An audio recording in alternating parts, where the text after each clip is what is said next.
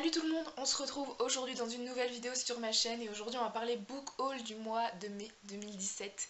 Et comme vous avez pu voir dans le titre sûrement, il y a le book haul du mois et le book haul de mon anniversaire. Du coup je pense que ça va durer un petit moment.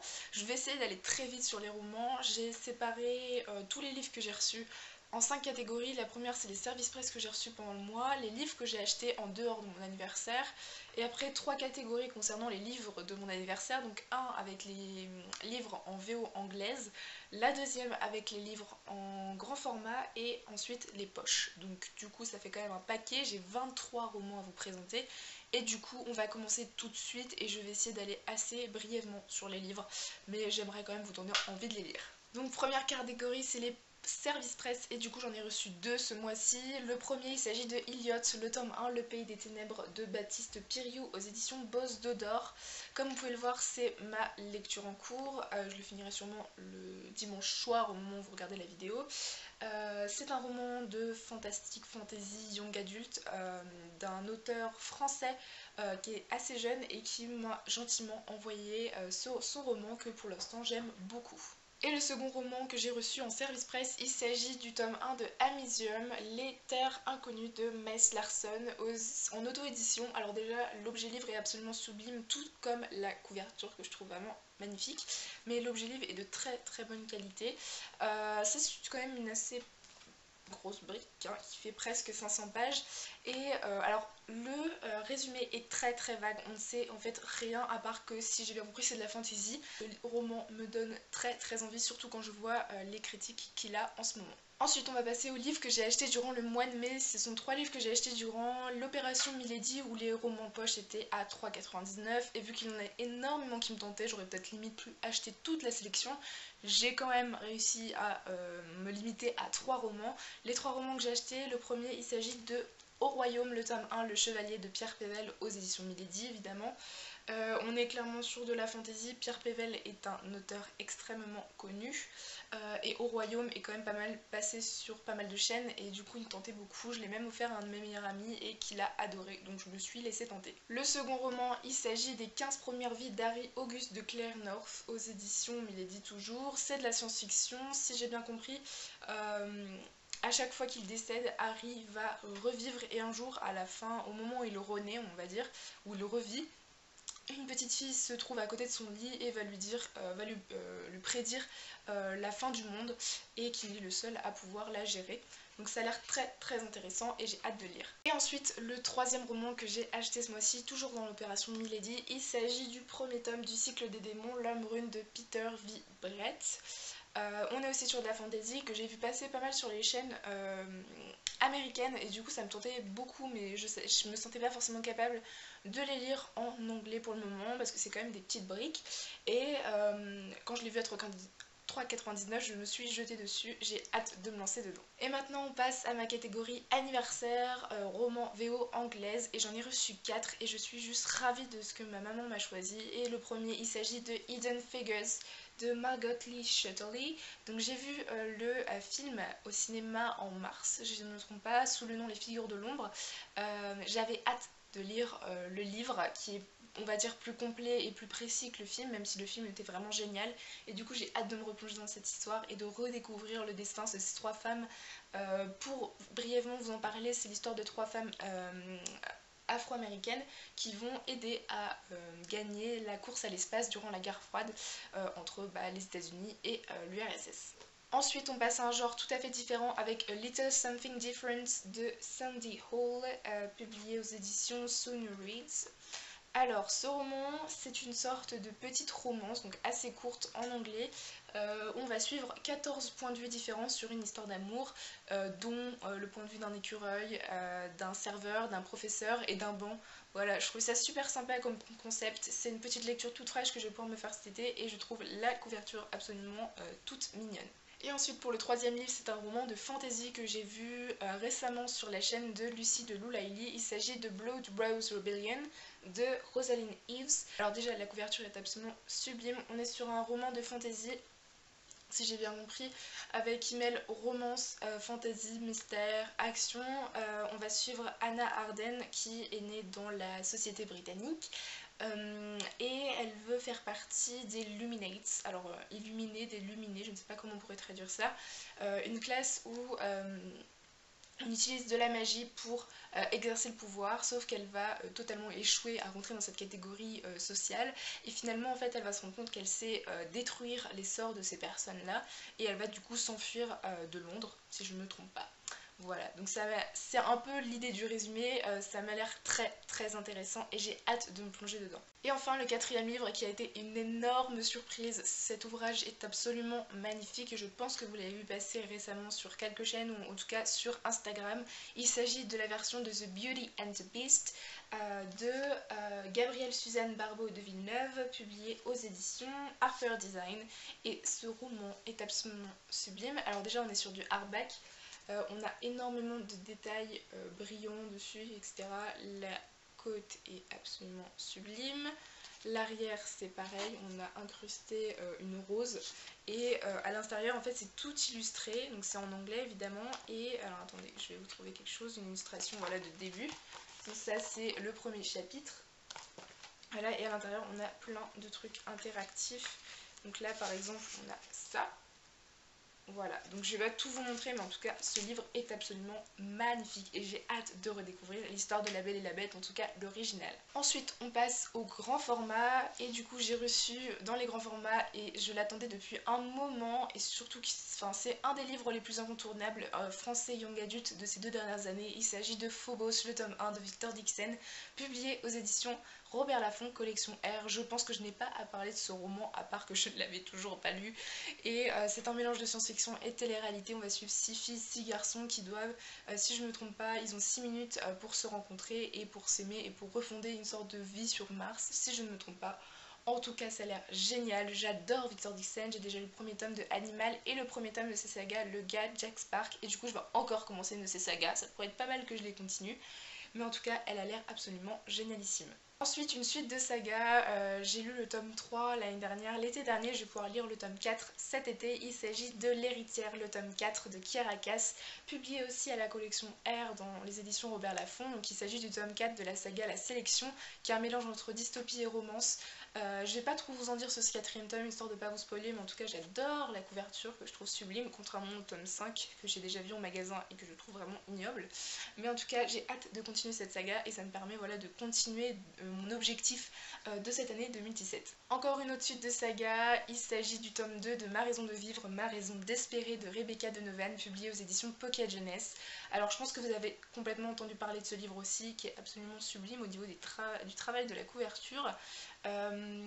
C'est un peu compliqué, c'est une sorte de romance drame si on peut dire young adulte, et ce n'est pas à mettre dans toutes les mains je pense, plutôt à partir des adolescents de 15 ans parce que ça traite quand même de sujets assez durs je trouve, mais en tout cas j'avais hâte de continuer cette histoire parce que j'avais vraiment dévoré le tome 1 en 2-3 jours alors qu'il fait 500 pages, et là aussi c'est une bonne brique, j'ai pas regardé le nombre de pages qu'il faisait mais voilà il fait 600 pages, mais je sens que cet été je vais le dévorer. On continue avec les grands formats avec le tome 1 des Outrepasseurs, Les Héritiers de Cindy Van Wilder, publié aux éditions Gulfstream.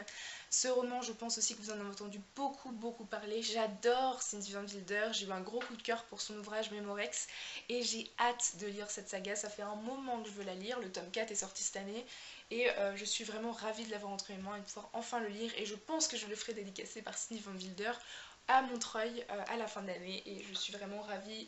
L'objet livre est absolument magnifique, voilà. L'intérieur, là, au niveau de la couverture, on a en fait un jeu avec voilà, la couverture qui est vraiment sublime et j'ai hâte de me lancer dedans parce que cette histoire me tente énormément.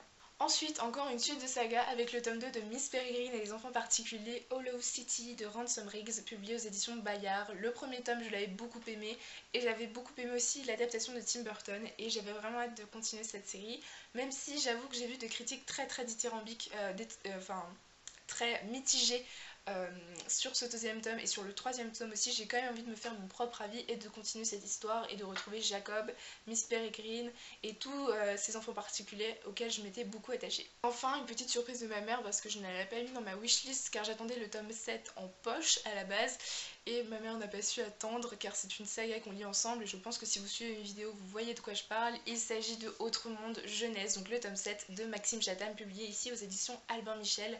Alors c'est un roman qui est absolument sublime au niveau du travail d'édition et j'ai lu le tome 5 il y a très peu de temps, donc j'ai hâte de me lancer dans le tome 6 et ensuite dans ce tome 7. Et ensuite on arrive à la catégorie des poches, il y en a beaucoup, hein. J'ai quand même reçu 18 livres pour mon anniversaire, pour mes 18 ans. Le premier que j'ai entre les mains, il s'agit de L'héritage des rois passeurs de Manon Fargueton, publié aux éditions Milady. C'est un roman qui me tentait énormément et que j'avais hâte de lire et voilà, il est enfin entre mes mains et j'ai hâte de me lancer dedans. C'est de la fantaisie française qui est assez courte. C'est un tome unique si je ne me trompe pas, mais il y a une sorte d'histoire qui se passe dans le même monde qui est sortie il y a très peu longtemps chez Brajlon. Ce sont les illusions de Saveloire si je ne me trompe pas, mais j'avais hâte de découvrir cet auteur et j'ai hâte de me plonger dans cette histoire. Ensuite un roman qui je pense a fait ses preuves chez les blogueurs, les booktubeurs français, il s'agit de La vérité sur l'affaire Harry Kéber de Joël Dicker aux éditions de Fallois Poche. Alors il n'y a pas trop de résumé dessus et j'avoue que j'ai pas cherché à en savoir trop non plus. Je connais un peu l'histoire, on est autour d'un policier si je ne me trompe pas, une sorte d'intrigue voilà, avec beaucoup de mystère et de suspense et on n'arrive pas à lâcher ce roman et ça tourne autour du roman si je ne me trompe pas. Je voulais vraiment pas en savoir plus et me plonger un peu les yeux fermés dans ce roman. C'est un coup de cœur pour beaucoup de gens qui disent qu'ils l'ont lu, cette grosse brique, en même pas 2-3 jours, alors que voilà, il fait quand même plus de 800 pages, mais ça me tente énormément et j'ai hâte de le découvrir parce que ça fait quand même un moment qu'il est dans ma wishlist et maintenant je l'ai entre mes mains et j'ai hâte de m'y plonger. Ensuite on continue avec les grosses briques et les classiques de fantasy avec le premier tome de L'épée de vérité, la première leçon du sorcier de Terry Goodkind aux éditions Milady. C'est une réédition qu'ils ont fait assez récemment de chaque tome de cette saga car pour l'instant ils n'étaient qu'en grand format, sauf que les grands formats coûtaient une blinde, mais c'est une histoire qui me tentait énormément et j'avoue que je suis assez fan de la réédition qu'ils ont faite de cette saga. Du coup j'ai hâte de me lancer. J'espère que ça va le faire quand même parce que c'est quand même une grosse brique, mais je pense que vu tous les avis que j'ai vus et que c'est un livre qui est assez connu et assez populaire quand même niveau fantasy, je pense que ça devrait le faire avec moi. Enfin on passe aux 5 derniers romans que je vais vous présenter, donc qui sont toujours des poches. Le premier c'est Agneau Dracula de Kim Newman, donc le tome 1 aux éditions Le Livre de Poche. Alors je pense que je vous l'avais déjà présenté normalement dans ma vidéo wishlist que j'ai faite assez récemment, en tout cas au début de l'année. C'est, pour vous résumer un peu en une ligne cette histoire, c'est le comte Dracula à Londres en 1888 qui va épouser la reine Victoria. Voilà, déjà juste ça, ça me donne juste envie de me plonger dans ce roman qui a l'air vraiment génial. Le travail d'édition est vraiment super sympa. C'est une trilogie normalement, alors je sais plus s'il y a 3 ou 4 tomes, mais je sais que les 3 premiers tomes sont normalement sortis en poche, mais je suis sûre que je me trompe, mais bon, tant pis. On a une petite note de Neil Gaiman ici qui nous dit magnifique, une lecture obligatoire. En tout cas ça m'a l'air d'être un roman juste génial et j'ai hâte de me plonger dedans. Ensuite un classique, un très court classique mais qui me faisait très envie et que j'ai vu passer régulièrement sur des chaînes, des blogs et même sur des recommandations. Il s'agit de L'Alchimiste de Paulo Coelho, publié ici aux éditions J'ai lu. Alors c'est vraiment un très court roman que je me ferai un plaisir de lire cet été. On va suivre Santiago qui est un jeune berger qui va partir à la recherche d'un trésor enfoui vers les pyramides et il va rencontrer l'alchimiste qui va lui apprendre plein de choses sur la vie, le rêve, écouter son cœur et lire les signes du destin. Alors c'est pas forcément le style de livre que je lis habituellement, sauf que je pense que ça peut être un très bon roman et vu que c'est quand même un des romans qui est dans les 10 premiers romans les plus achetés dans le monde, je pense que je me dois en tant que lectrice de le lire. On continue avec les classiques avec Ne tirez pas sur la zone moqueur de Harper Lee aux éditions Le Livre de Poche, un classique de la littérature américaine et je pense que voilà, c'était obligatoire que je le lise. Moi qui ai très envie de découvrir des classiques, je pense que celui-là je pouvais pas passer à côté et il me tente énormément. Alors on est dans la ville d'Alabama durant la Grande Dépression et on va suivre Atticus Finch qui élève ses 2 enfants. C'est un avocat mais qui va être commis d'office pour défendre un noir accusé d'avoir violé une blanche. Voilà, donc dans certains contextes ça peut être très particulier comme histoire. J'en ai vu quand même de très bonnes critiques, ça avait l'air extrêmement intéressant en tout cas sur le sujet des noirs aux États-Unis à cette époque et je pense voilà, que j'ai hâte de me lancer dedans. C'est vraiment une histoire qui je pense va être bénéfique et qui va pouvoir me faire ouvrir mon esprit sur d'autres choses, d'autres sujets dans lesquels je ne suis pas forcément très professionnelle. Voilà. Je connais pas beaucoup, je suis pas une experte sur ces genres de sujets et ça m'intéresse beaucoup. Ensuite, un classique que j'ai découvert qu'il y a très peu de temps finalement, mais qui me tente beaucoup et j'adore la nouvelle couverture de la réédition. Il s'agit de Rebecca de Daphné du Maurier aux éditions Le Livre de Poche. Alors déjà voilà, la couverture je la trouve absolument sublime, voilà, elle est assez simple mais j'adore les couleurs. Alors on est dans un manoir majestueux, le Manderley. Un an après sa mort, l'ancienne propriétaire Rebecca de Winter hante encore le domaine. La nouvelle épouse de ce mari, de Maxime de Winter, pourra-t-elle échapper à son souvenir, au souvenir de cette femme qui hante encore les lieux. Alors ça a l'air très intéressant, c'est un film qui a été adapté par Hitchcock, si je me trompe pas, oui c'est ça, qui a été adapté par Hitchcock en 1940 et je pense, enfin je ne sais pas, on verra peut-être si je me fais une adaptation de Rebecca, ça peut être très intéressant. En tout cas, c'est une bonne petite brique, mais que je me ferai un plaisir de lire très prochainement. Et enfin, le dernier roman avant que mon appareil photo me lâche, il s'agit de La part des flammes de Gaël Nouan aux éditions Le Livre de Poche. Alors c'est un roman dont Lemon June a beaucoup parlé sur sa chaîne et je l'avais découvert bien avant la vidéo de Lemon June, mais Lemon June a confirmé mon envie de lire cette histoire et surtout qu'il y avait aussi un bandeau marqué Downton Abbey à Paris et je suis une énorme fan de Downton Abbey. Du coup ça m'a tout de suite plongée, enfin, j'avais très envie de le lire et on est en 1897 et on a l'une des plus grandes ventes de charité faites à Paris et on va suivre la duchesse d'Alençon, qui est la petite sœur de Sissi, qui va prendre deux jeunes femmes avec elle et elles vont partir pour cette vente de charité, mais il va y avoir un des plus grands incendies de cette époque qui va se passer dans ce bazar de la charité. Ça m'a l'air très intéressant au niveau du contexte historique, l'histoire m'a l'air très intrigante et j'ai hâte de me lancer, surtout que c'est un contexte réel, on parle de faits réels qui se sont réellement passés, donc ça m'a l'air très intéressant. Voilà tout le monde, cette vidéo est enfin terminée. Alors on est quand même sur un long book haul, je ne sais pas ce que ça va donner au niveau de la durée. J'espère que ça vous aura plu quand même, que je vous aurai présenté des livres un peu de tout genre, tout horizon, et que je vous aurai donné envie de les lire. Petit disclaimer, petite aparté assez brève, c'est la dernière vidéo du mois de juin pour ma chaîne pour le moment car je suis en révision du baccalauréat et ça prend beaucoup de temps. Donc la chaîne, le blog ainsi que les réseaux sociaux sont en pause durant tout le mois de juin, mais je reviens en force début juillet pour vous parler de mes lectures, des lectures que je ne vous ai pas encore présentées, mais voilà, je préfère vous prévenir histoire qu'il n'y ait pas de... vous ne cherchez pas à vous dire pourquoi elle ne publie plus de vidéos, plus de chroniques, plus rien. C'est juste que je suis en révision du bac, donc voilà. Du coup, je vous souhaite de très bonnes lectures et je vous dis à début juillet. Bye!